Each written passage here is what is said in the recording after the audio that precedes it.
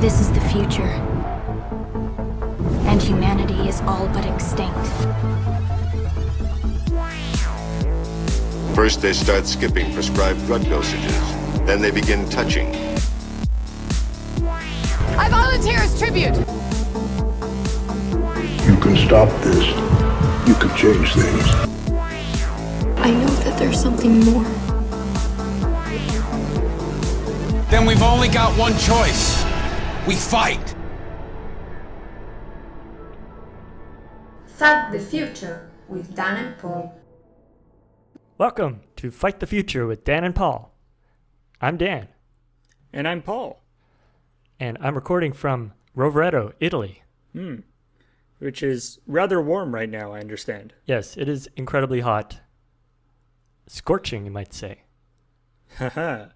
Do you find yourself getting any weird black veins all over your face or anything? Remembering things from before you were put in Rovereto? It does sometimes feel like we're all in this maze, and we're all like trying to escape, but mostly we just drink. Yeah, Maze Runner would have been a very different movie if there was also a bar in the Glade. Yeah, our movie today is The Maze Runner. There was no bar. There must have been just a giant pile of crusty gym socks somewhere in the Glade.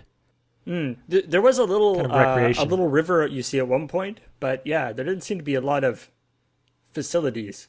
No, I mean, yeah, for other purposes. Oh, that too. Yeah, a lot of testosterone because this is an all-male world of Maze Runner. All of these teenage boys stuck in a glade together. For somewhere around 3 years almost, I think. Uh-huh. A lot of gym socks.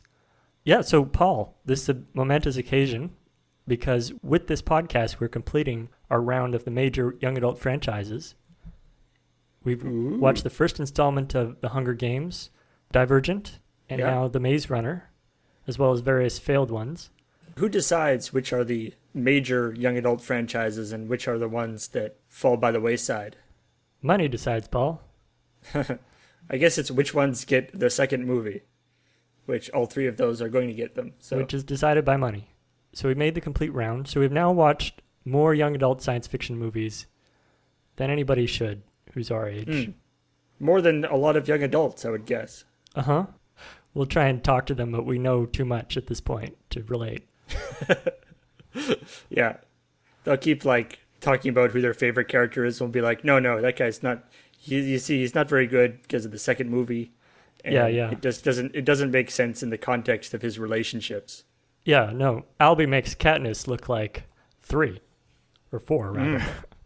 They're like, what the hell are you talking about? How are you holding up? You feel strong? I'm feeling pretty good. You know, with the Maze Runner, let's get in here. Let's get some real deep sort of mythology stuff going on. All sorts of crazy, weird secrets and different things happening. So yeah, big twists. I'm excited. Yeah. I wanted to say, like, it seems like a Hunger Games ripoff, but it's not. In fact, the only one of these ones that we've talked about that could possibly be a Hunger Games ripoff is Divergent, because this was accepted at the same time as Hunger Games was published in 2008. Although, of course, while the story may not be a ripoff for the Hunger Games, obviously some of these movies like the Hunger Games that have become so insanely successful were on their minds as they were making it. So, spoiler warning for this episode, we'll be talking about the events of The Maze Runner, that is the book and the movie, but without extending very far into Scorch Trials. In fact, basically not at all. So you're safe if you've only read the first book or seen the first movie, but we will reveal everything from that movie. Yep. Yeah. All right. Well, let's get into this. Yeah, every episode we review the world of a young adult dystopia, not so much the movie itself. So we talk about the plot, we talk about the plausibility, scariness, how would we do in this world, and hope for the future. So let's get into the plot. The story. This movie starts kind of where we start as the viewer. It starts with just the main character, Thomas, waking up, not knowing what the heck's going on, in an elevator going up to the surface. As he comes up to the surface, there's light everywhere and a bunch of boys looking down at him. And he seems completely confused and terrified. They pull him out of the this elevator, and he immediately runs off. And then somebody tackles him to the ground. And it becomes revealed that he has no idea who he is. And, in fact, nobody in this place has any idea who they are other than their name. Yes, and we pull back and we reveal that these boys are standing in a clearing bordered by these huge walls, hundreds of feet high, stone walls, covered with ivy, but just unimaginably huge walls. They all woke up there at various times throughout the last 3 years, and they have no instruction of what they're supposed to do, but every once in a while a new person comes up through the elevator along with various supplies. Yes, once a month. So we learn about this boys' society as Thomas is sort of lightly hazed. There's a feast in his honor. We learn that they're very organized. They have their own butchers, they have builders, different things like that. And they also have maze runners. They're in this enclosed area with these huge walls, except there's a giant hole in one of the walls. And the first thing Thomas goes is, "What's through that hole?" And they go, no, you can't think about what's through that hole. Anything through that hole is bad. Don't go through there. Which immediately makes him curious about what's through the hole. Because what's through the hole is the maze.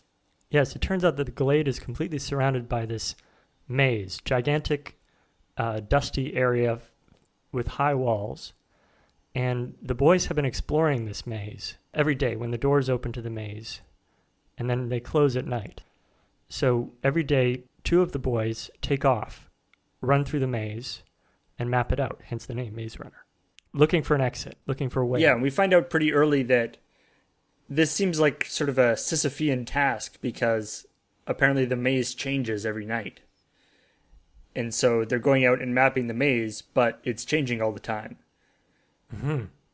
So the maze is tricky. It doesn't have a Goblin King in it, but it is sneaky. Yeah. It would be much better if there was some sort of Goblin King, Goblin Village, perhaps. Turn back. Bog of Eternal Stench. You're going the wrong way. There are Grievers, though, which are these giant, scary, sort of biomechanical monsters with spider legs that, specifically if you're left in the maze overnight, they'll come and get you. Yeah, so we first find out about this when a boy stumbles out into the forest where Thomas is doing something and acts completely out of his mind, has these creepy blue veins across his neck, and starts attacking Thomas fiercely. They manage to bring him down. And it turns out that he's been stung by one of these monstrosities, these Grievers, and the venom has made him crazy. Mm-hmm. So they perform this ritual. They're very organized, but they also have quite brutal rules where they force him into the maze as it closes for the night. And they just hear screams from the other side. With the idea that nobody ever survives the maze overnight. Mm-hmm. Yeah, this movie's a lot of like, no one, don't think about there, don't go there. No one has ever done this. Yeah. They say it's impossible. Our hero immediately does all the things that no one has ever done. Yep. But anyway, the people who live in the Glade, which is the enclosure, Albie is in charge of the whole thing, and he goes off with the maze runners to retrace Ben's path because Ben was hit by this the Griever during the day, which normally wouldn't be a thing. Mm-hmm. And so they're wondering what's going on. Albie gets stung in the process. Yeah, and as they're going along, it becomes starting to go to sundown, and the maze is about to close, and they still aren't back because the maze runner has to sort of drag Albie back as well. Minho is the other maze runner, and he's dragging back, and it looks like he's not going to make it out of the maze as these gigantic, dozens of feet deep doors are closing. So Thomas rushes in. And in fact, he doesn't make it because I don't know quite why Thomas rushes in, but he does rush in, I guess, in the hopes that having more of them there. Perhaps I can be of some assistance. Yeah. Yeah. And in fact, it is. Albie has been sort of knocked out because he was crazy because of this stung thing. And so they hide his body and then are trying to sort of sneak around the maze and survive the night. And they're attacked by a Griever. Again, a terrifying spider monster And Thomas outsmarts the Griever, and it gets crushed. Walls are constantly opening and closing. And Yeah. so the Griever gets smushed between two closing walls. Right. So when the next day arrives, the doors open, and there they are. Doo-doo-doo. First to survive, and they drag Albie out, Minho and Thomas. Mm-hmm. That very day, the crate comes up from the elevator, and in there is Teresa, the first girl. Yeah. And she's carrying a note that says, "This is the last one ever." And she's unconscious when she comes up, except for the first, as she comes up, she sort of is barely conscious and looks up and says, "Thomas," and then goes back unconscious again. Which obviously causes some issues for Thomas because he doesn't have any memory and he doesn't know who she is. Right. But everyone is like, Thomas? So they venture back into the maze to investigate this creature that he's destroyed, the corpse. And tugging on one of the legs, they find that it's part organic and part machine. And there's this bleepy cylinder that is part of its leg that has a number on it, a digital number. And they figure this is going to be useful for something. At that point, Thomas becomes a runner. They go, "Well, you keep sneaking into the maze, even though you're not supposed to, so I guess we'll just make you a runner." His fellow runner takes him to this sort of secret runner house or secret runner hut where they've actually been storing the maps that they've been making as they've been doing the running. And he pulls off a big cover on this scale model they actually have built of the maze, and it's finished. This is actually kind of a cool revelation that they have finished mapping the maze. They know the entire maze, and there is no way out. In the meantime, Albie is suffering, but they decide to try the serum that was sent up with Teresa, and it works. He's partially healed, but he tells Thomas that he has memories of him. It seems like when you get stung, that actually starts bringing back your memories. However, it also makes you insane. So this serum makes you not insane, but you still get to keep your memories.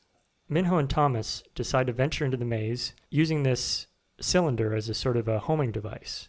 It starts beeping as they get closer to certain places. Right, so they find some strange parts of the maze where there's these big metal shutters, for example, enormous scale that everything is on.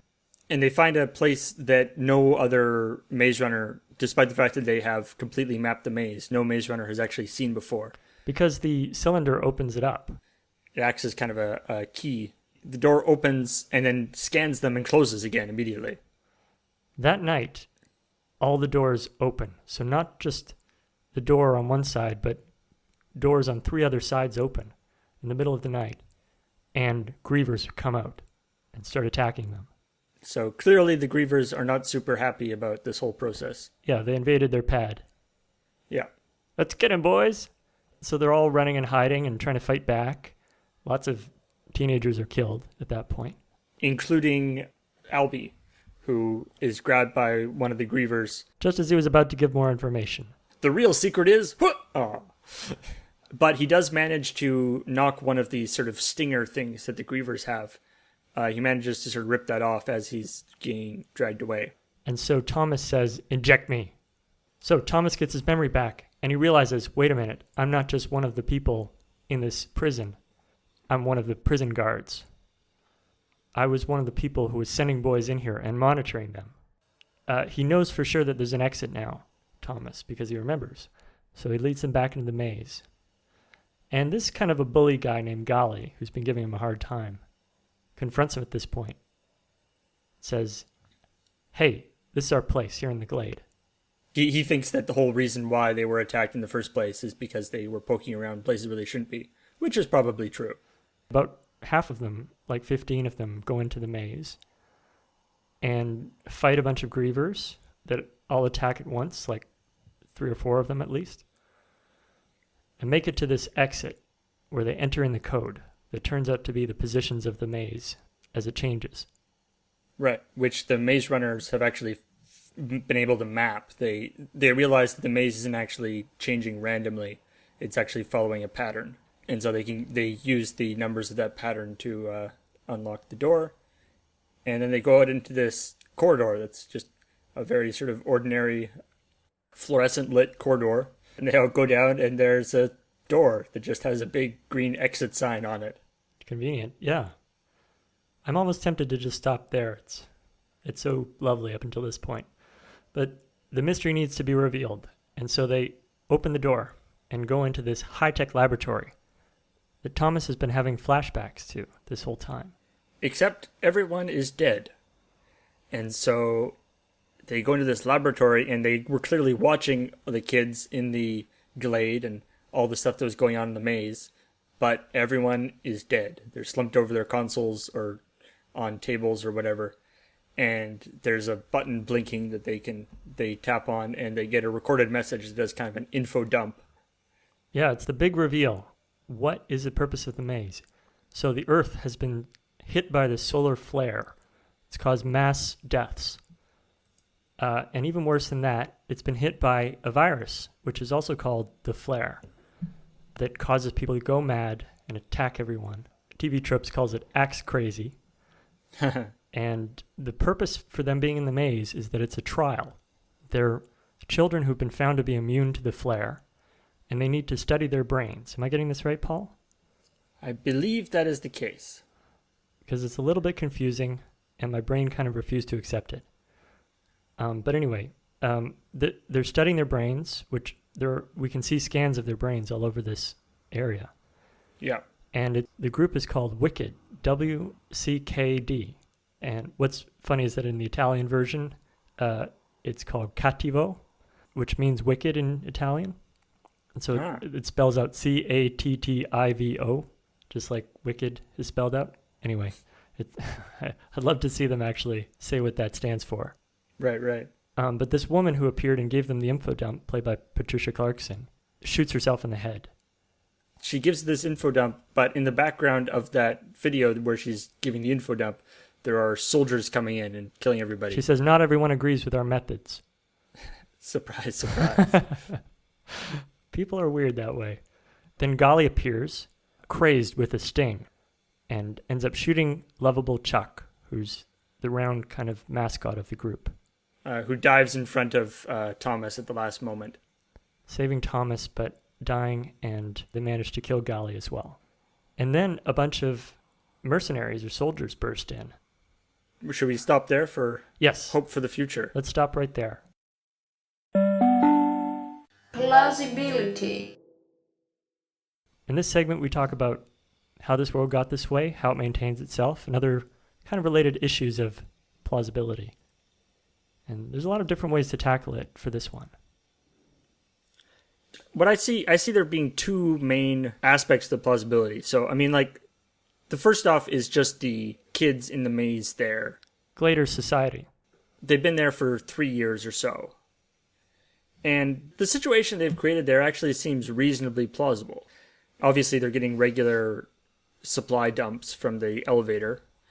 And they seem to have sort of made a kind of Lost Boys style community. Yeah, like in Hook. Yeah, except without the imagination part. The imaginary cake fight, which that's fine by me.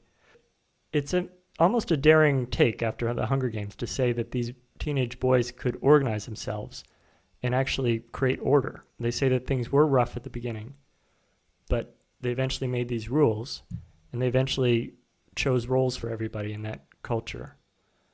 And things are actually humming along, it seems like. Frankly, being in the maze doesn't seem that bad. It's quite a nice atmosphere, you know. There's rain and sun and lots of green vegetation everywhere. When outside, apparently, it's just like desert. Yeah, actually, you might have a point there. Like, we think of them as being awful prisoners, but maybe having their minds wiped is nice, too. I mean, it's a little implausible that they would know how to do all these things or have all these ideas about how to structure stuff with no memories. They don't know who they are. Yeah, I mean, there's always the, like, what do you mean when your mind has been wiped, right? They sort of, that's a common, it's like, obviously they're not starting from scratch. They know how to talk, they know how to walk, and all that kind of stuff. You don't remember any of your own life, but you remember skills, and you remember various things like that.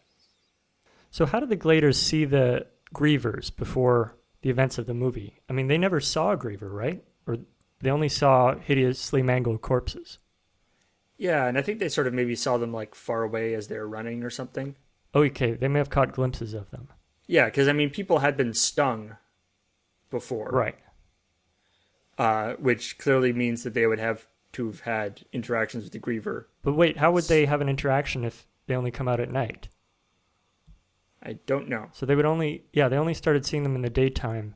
So they basically didn't know what a Griever was until they just sort of heard them, maybe. Right. They hear their call and they're skittering around.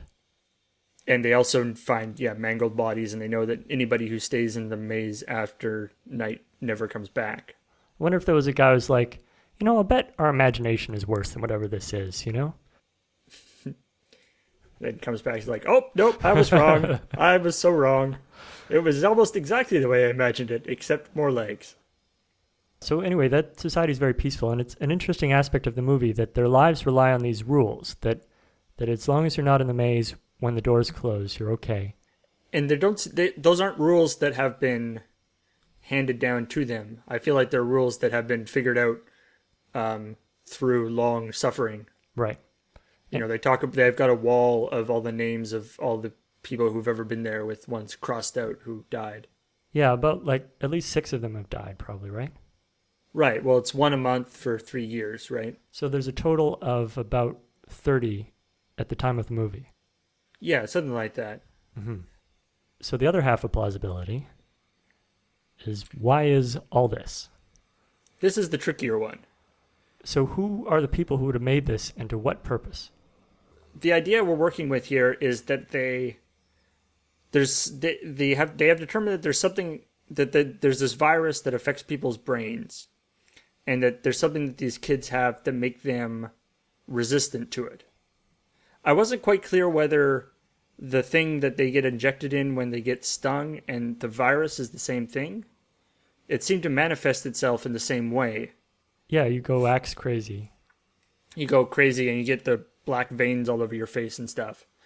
But if that's the case, then that doesn't make any sense, because clearly Wicked has the antidote for right. the virus. It must be another type of virus that they created somehow. To what purpose, I don't know. So there's something to do with, like, they want to subject these kids to make them endure the same conditions as one would endure when they're having this virus, and then monitor their brains so that they can figure out why their brains are different than people who die from the virus. Wait, so is that saying that this is like recreating the psychological process of having this virus, like being in the maze? Ooh, that'd be interesting. Yeah, as though like if you're trying to imitate LSD, you'd like literally have the walls melt and create trails behind your hand or something. That actually could. That's a kind of an interesting idea. They're like people who have the flare virus. They like start raving about not being able to find their way out, and there not being no way to go, and Grievers attacking them, monsters. And they see somebody writing down with notes, all right, how many legs do the monsters have? 8. Okay. 8 legs. How big a mouth? Okay. Right. What if it was one specific guy's like complete freak out? There's metal spiders coming after me. That would almost make sense.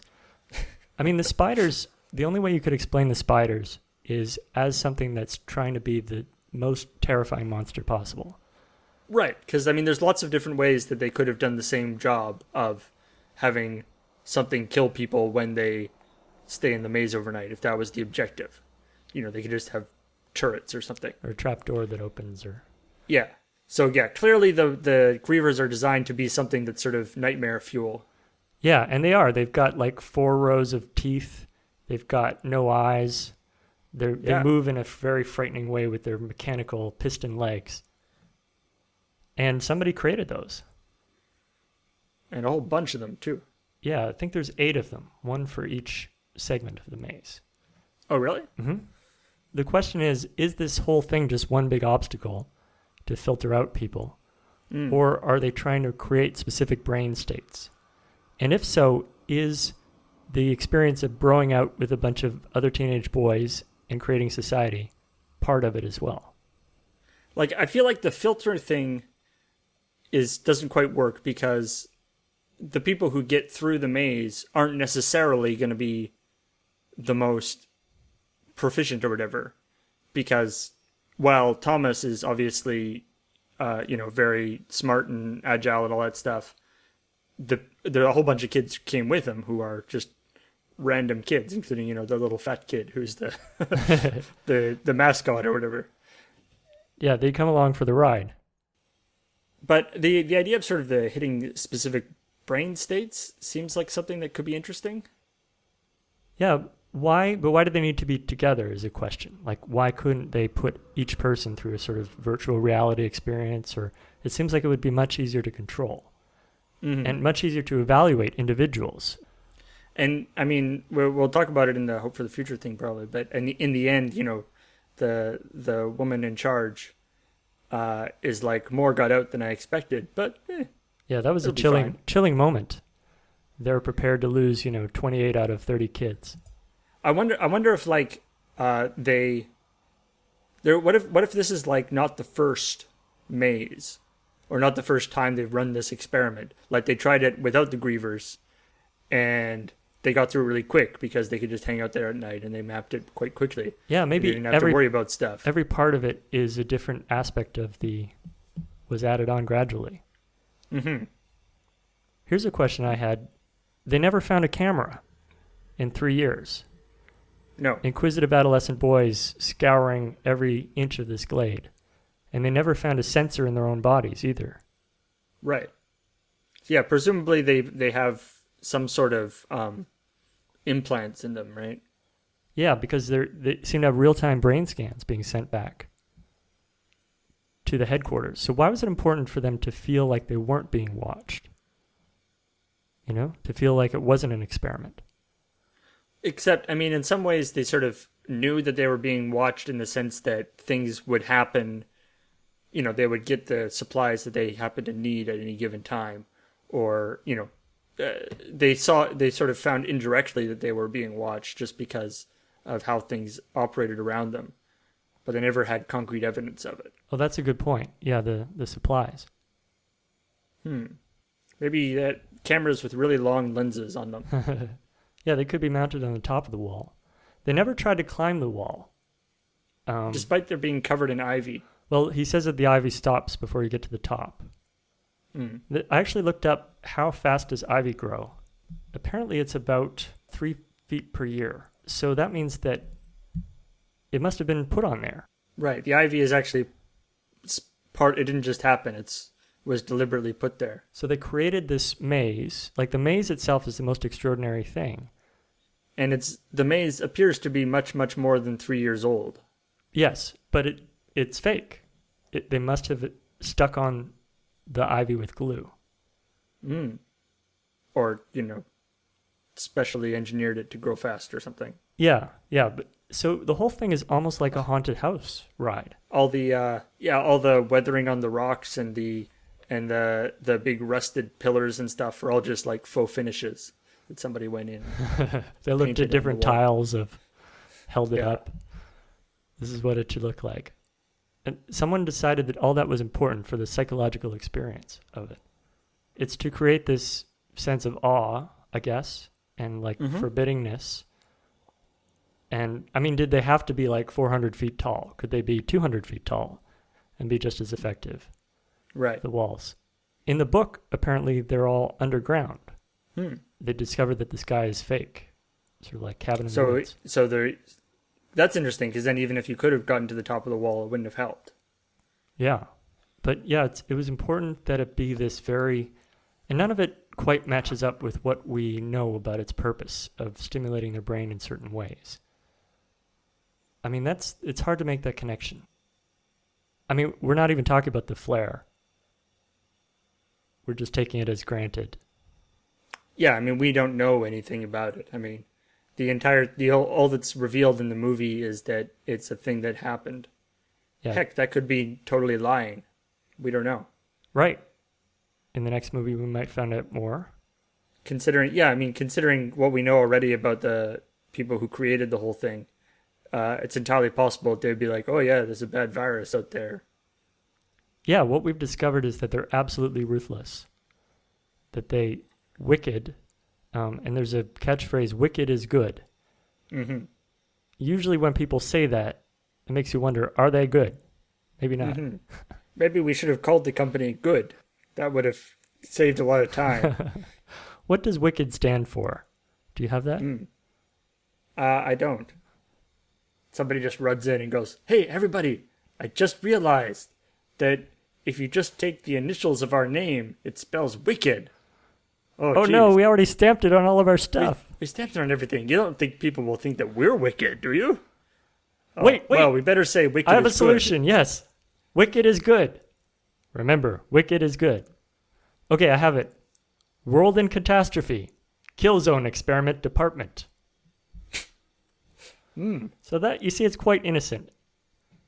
Killzone. Wait, is that actually written somewhere? They're like, wait a minute, that was we were in the Killzone experiment? Now don't let the name fool you. It's not really a zone so much as a kind of a maze.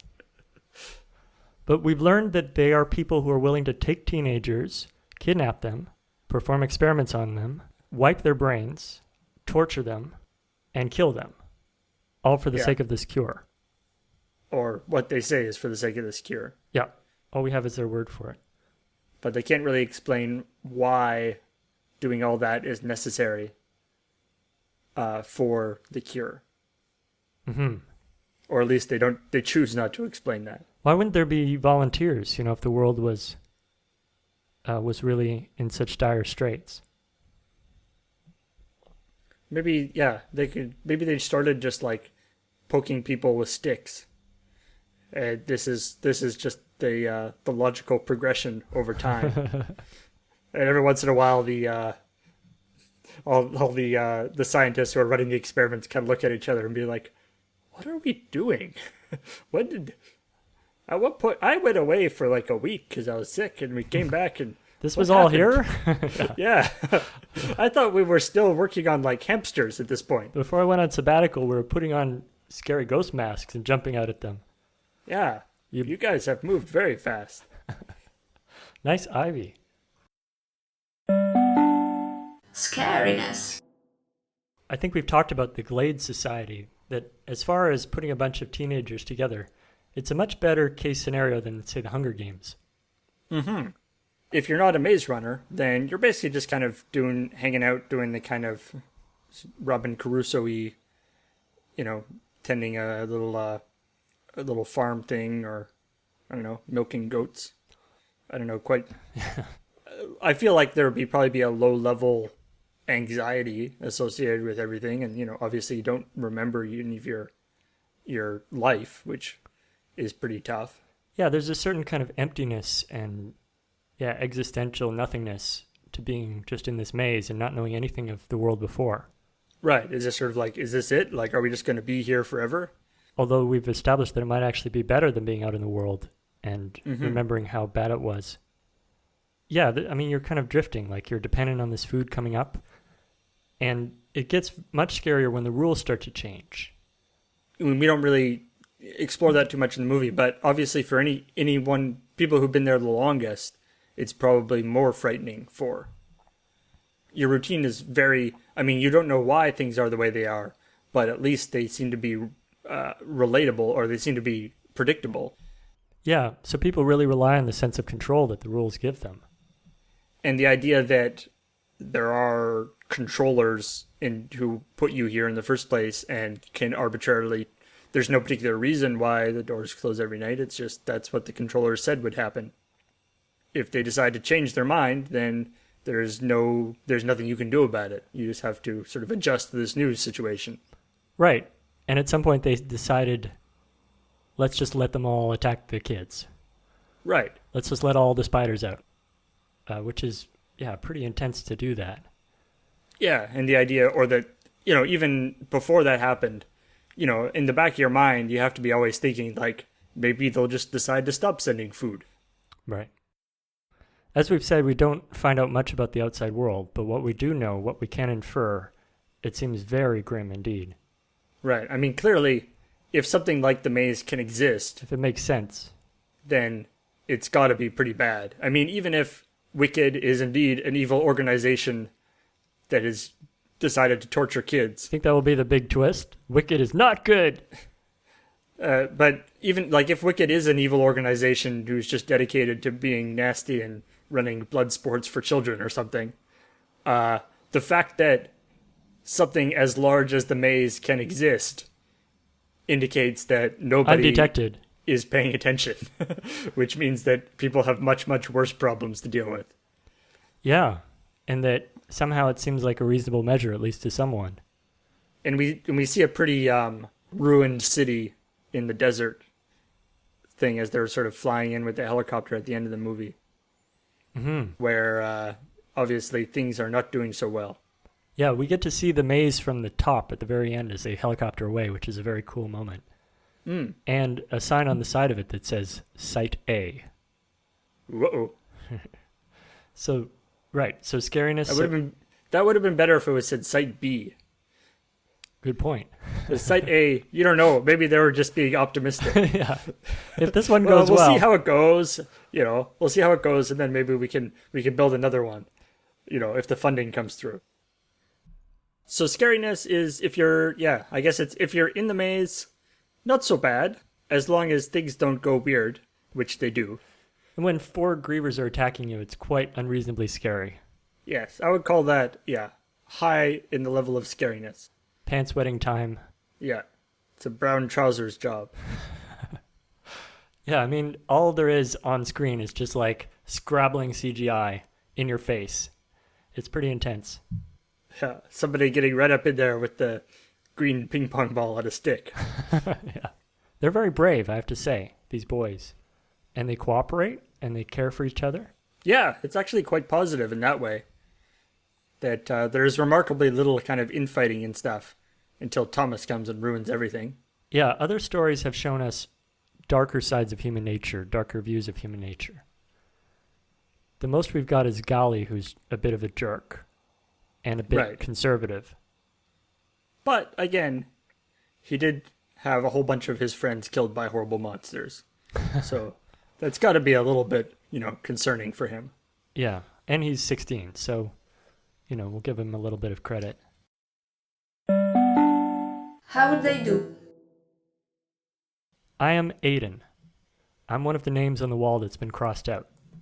In fact, I'm the second Glader to ever arrive. Month 2. Just me and Albie in the Glade.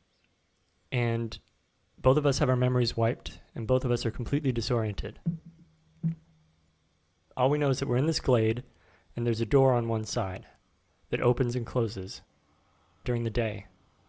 And we make little expeditions in there, but we never spend the night. In fact, we don't run. We walk. I'm the maze walker. Before there were runners, there was walkers. Maze crawler. Maze standing at the corner and look carefully around the edge and see what's there. Maze stroller. Yeah. At that point, there was no real reason to think that it was a maze necessarily. I thought at first that I could get out if I just kept walking. And one day the doors closed, and I was all alone. And Albie was outside. It was very dark, but you could still see the moon.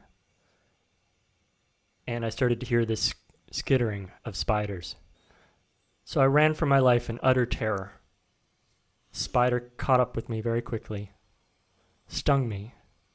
I went through the terrible pain of the change, they call it, with a capital C, and losing my mind, all by myself. And then the spider tore me to pieces. And somewhere in a futuristic lab, some people watched my brain as this all happened to me. And they decided to keep going with the experiment, to keep sending more boys into this maze. And Albie was left all alone in the Glade once more. So that's how I would do. But yeah, if you think about people who died in the maze, it's such a ridiculously pointless death. Never knowing what it was all about, or never having any memory. It's very Yeah, lonely. I mean, they never get the big revelation. It's just they get dropped in this thing for no reason and then die for no reason. Mm-hmm. As far as they know. Okay, your turn. So I'm thinking that I'm like one of these commandos that's coming into the maze. So this is this crazy thing that's been it's like the world has completely been destroyed. The world is, and not only has it been destroyed, but everyone, now that the few survivors are dying from this terrible disease, and everybody's frantically going around trying to find, trying to see if there's a cure, and things are getting more and more desperate. But then you hear about that there's this project going on where they're taking children and forcing them to do this, insane maze thing with the idea that maybe this will help. And there's a certain point where it's got to be like, okay, we have to shut this thing down, or like that this was not a good idea.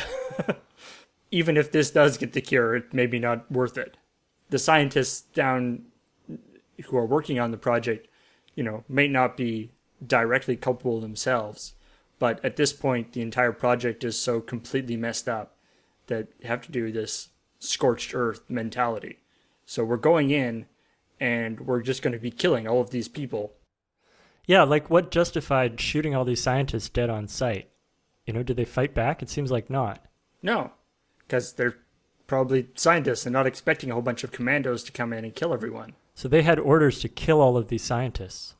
Yeah, they're basically like, not only are you killing all these scientists, but it's possible the reason why you're killing all these scientists is the idea that humanity or the government or whoever did this project went this far at some point. Must be covered up. It has to be covered up. So we have to kill anybody who was there.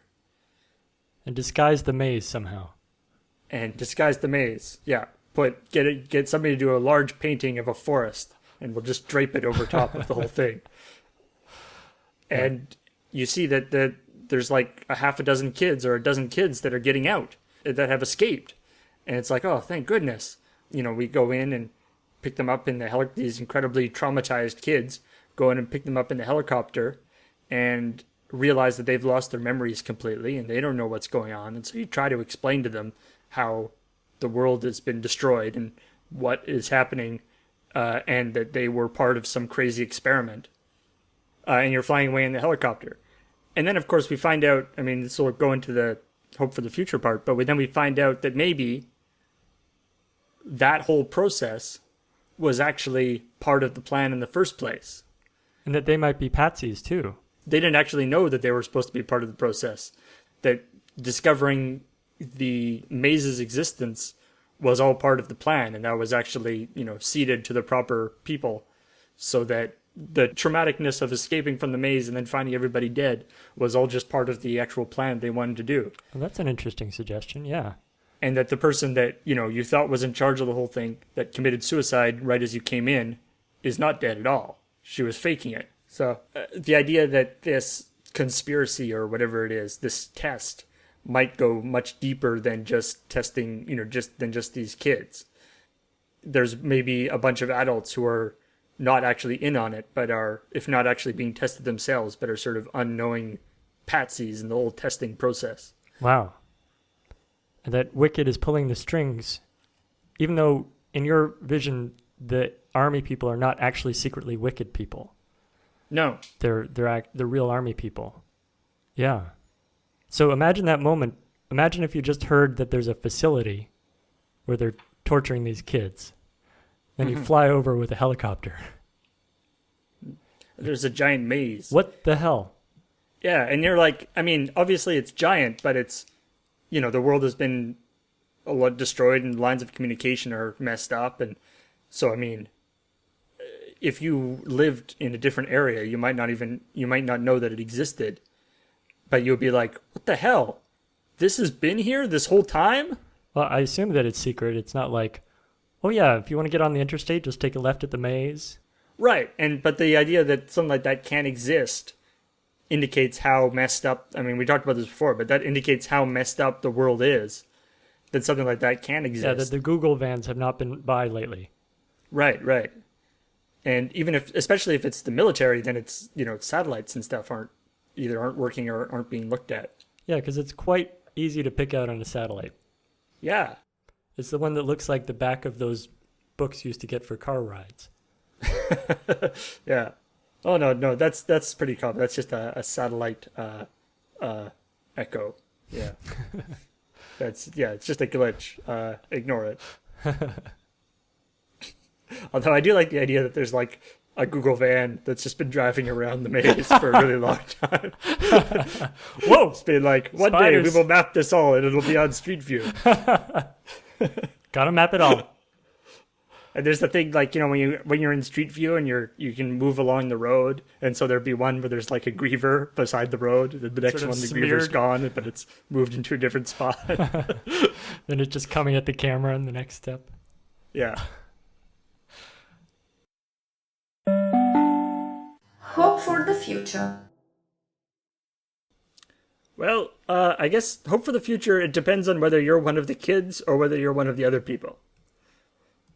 From the ending of the movie, so I guess we should be stopped. So the ending of the movie is basically all these commandos that killed everybody, all the scientists, come in, grab the kids, and load them into a helicopter. And they fly away, and they're like, "You're safe now, kids." And then there's a stinger of the main scientist who supposedly killed herself going, "Yep, that all went according to plan. Let's see what happens in phase 2. Coming September 2015. So if you're one of the scientists working on the project, the hope for the future is pretty solid. You're like, excellent. Project is moving forward like we hoped. Less children Everything slaughtered. is going well. More kids survived than we thought they would too. So yeah, I'm very hopeful. Basically 8 children out of like 36 that they sent in there. Yeah. If you're one of the kids, it's very, very bad. You think you're safe, but in fact, you're about to endure some other trial that's as difficult, if not more difficult, than what you just escaped from barely. Maybe some sort of a scorched trial. Indeed. Some sort of scorched trial. That's the name of the next book. So you're saying that they don't get like a bunch of counseling and get to just hang out? Probably not. I have no knowledge of the next book or movie or whatever, but I would lay 50-50 odds on the helicopter that they're in at the end of this movie being shot down at the beginning of the next movie. You play a lot of video games. That's actually an interesting thing. When I was watching the game, that was what I was thinking about most, was that it's like, this would be actually a really great video game. Like how many video games start with the protagonist having amnesia? What's great is then you get to the end part, or that you escape from the maze or whatever, and everybody's dead in the laboratory and stuff, which is a very video gamey thing. Because it's great, because then you don't have to animate a whole bunch of extra people. And then you could look at notes that the people have left. Day 5. The kid was very scared today. Good job all around. Right, listen to the audio diaries. Yeah. Day 3. Today we... Today we watched several kids get eaten by giant spiders. Mm-hmm. Must oil spider legs. Full of surprises, aren't you? You don't have to come with us, but we are leaving. Anyone else who wants to come, now's your last chance. Don't listen to him. He's just trying to scare you. No, I'm all right? not trying to scare you. You're already scared. All right, I'm scared. But I'd rather risk my life out there than spending the rest of it in here. We don't belong here. Hey, this place isn't our home. We were put here. Hey, we were trapped here. At least out there we have a choice. We can make it out of here. I know that. So that was Maze Runner, as covered by Fight the Future with Dan and Paul. Yeah. And we will be coming in again for the sequel to Maze Runner, which is called The Scorching Test or something? Scorched Trials. The Scorch Trials. The very, very warm test. I'm expecting it to be some sort of multiple choice with the temperature in the room turned up very high. Like a Scantron, and they're like, oh my god. Yeah. It's scorching Did in you here. bring your 2B pencil? That'll be the tagline. Make sure to bring your 2B. Oh god. This is just the book he wrote. We really don't have anything else to base it on. we're screwed. So, thank you very much for listening. And next time, we are going to be doing another book.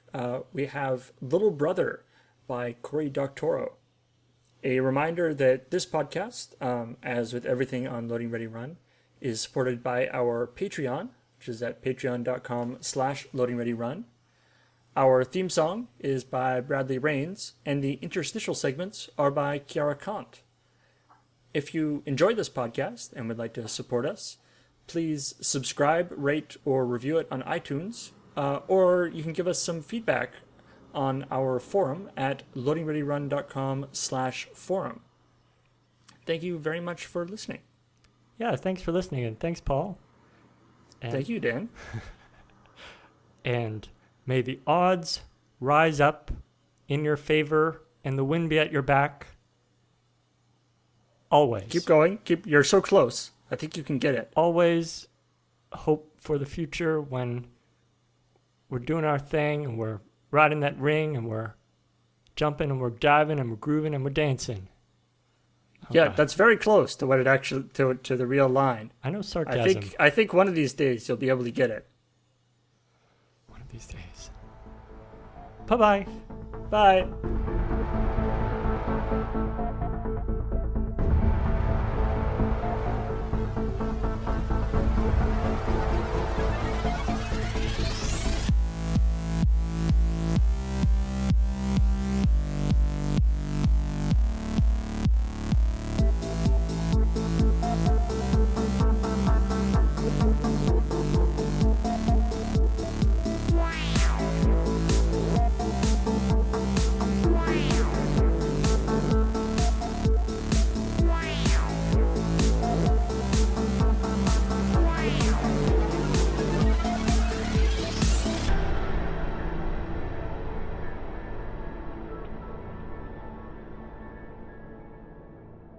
Ci vediamo.